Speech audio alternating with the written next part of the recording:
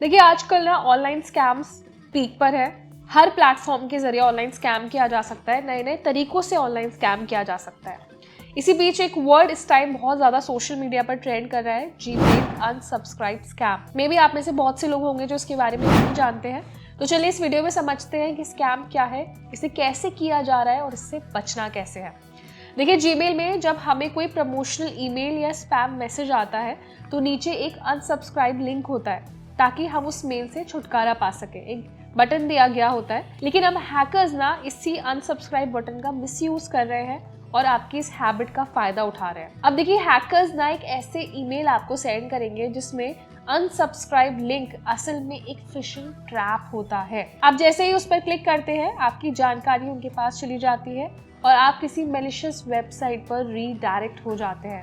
अब हैकर्स ऐसा क्यों कर रहे हैं? इसका मकसद है सिर्फ आपका डेटा चुराना, और सिर्फ डेटा चुराना नहीं, वो लोग ऐसे लिंक भेजकर ये पता लगाते हैं कि कौन से ईमेल अकाउंट एक्टिव है और कौन से ईमेल अकाउंट एक्टिव नहीं है। इसे वो अपनी जो नेक्स्ट साइबर क्राइम की प्लानिंग है ना वो कर पाते हैं। इससे उनको अपनी जो टारगेटेड ऑडियंस है ना उसके बारे में भी पता चल जाता है। यानी कि एक तरीके से वो ये टेस्ट कर रहे होते हैं कि आप एक अलर्ट यूजर है या नहीं है।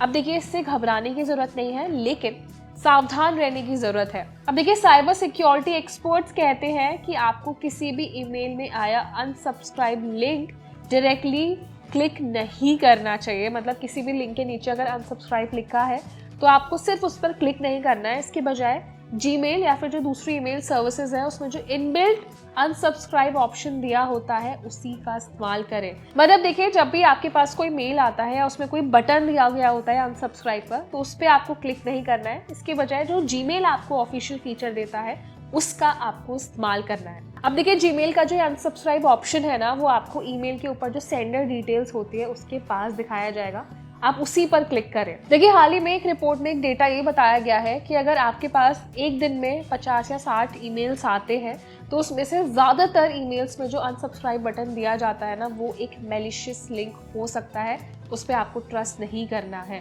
तो अगर ऐसे में अगर आप मान लीजिए 20 से 30 मेल को भी अनसब्सक्राइब करते हैं तो उसमें हाई चांसेस हैं कि आपके डेटा को रीडायरेक्ट किया जा सकता है इन मैलिशियस लिंक पर। तो अब इससे बचना कैसे है? तो सबसे पहले कोई भी अननोन सेंडर्स से आए ईमेल जो है उसको आपको ओपन नहीं करना है। आपको लगता है कि वो आपकी यूज़ का ईमेल नहीं है तो आप उसको ओपन ही मत करिए। ज़रूरी नहीं है कि आपको हर ईमेल को अनसब्सक्राइब करना है। करना भी है तो जीमेल के जो इन ऐप सब्सक्रिप्शन बटन आपको दिया जाता है उसी का इस्तेमाल करिए। और अगर आपको लगता है कि कोई मेल बहुत ज़्यादा सस्पिशियस है तो आप उसको एज अ स्पैम की तरह रिपोर्ट कर सकते हैं, एज अ फिशिंग स्कैम की तरह रिपोर्ट कर सकते हैं। मेजरली ये होगा कि आपको इस तरीके के जो मेल्स हैं वो आने कम हो जाएंगे।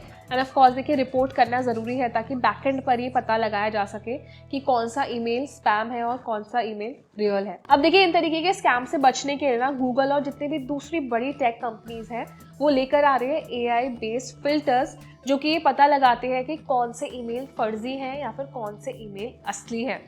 लेकिन तब तक के लिए आपको अलर्ट रहना है, आपको ध्यान रखना है उन बातों का जिससे आप ऐसे स्पैम्स पर ना फंसे।